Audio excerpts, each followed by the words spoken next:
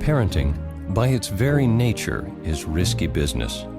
The only way to avoid those risks is to avoid being a parent.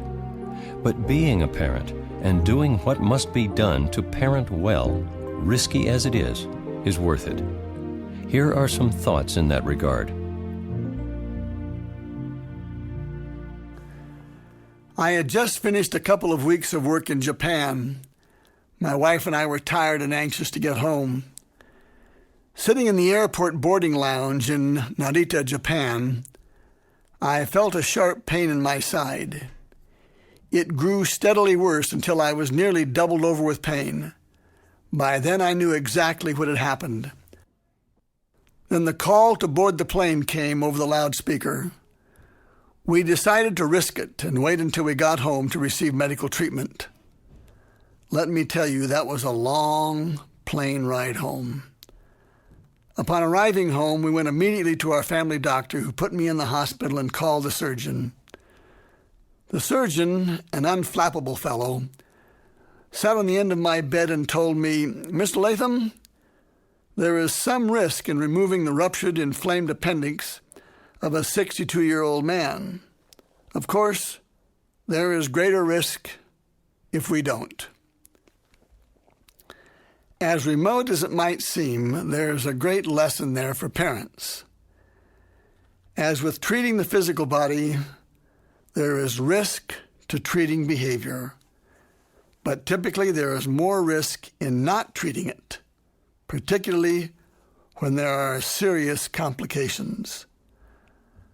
A classic example of when risk becomes an issue is when parents have to start letting go. Until children turn 8, parents' influence on their behavior is quite direct, even hands-on.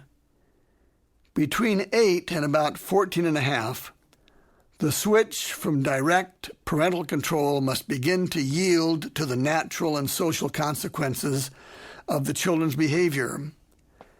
After age 14 and a half to 15, consequences do nearly all the talking, particularly natural consequences. It's at that point that any attempt on the part of parents to make their children behave will almost certainly be met with considerable resistance or worse. Letting go means to let consequences do the talking. It is at that point when parents' expectations must be reaffirmed. For example, a child's grades at school. The child brings home unsatisfactory grades. Rather than saying, "You'd better bring those grades up or else," to which the child would be more inclined to rebel, the parent would put the responsibility of grades on the child's shoulders, at which moment risk enters the picture. It would go like this. Parent: "Son, I'm sorry you chose to do things other than work hard at your schooling. What are your plans for the future?" Child: "I hate school. My teachers are dumb. In fact, they are dumber than I am." Parent, avoiding any discussion about irrelevant, sidestepping issues. "Aside from that, what are your plans related to your schooling?" Child: "I don't have any plans. I just told you I hate school. It's dumb." Parent: "As your parents, we can't or won't attempt to force you to study. That's entirely up to you. But what do we expect you to do?"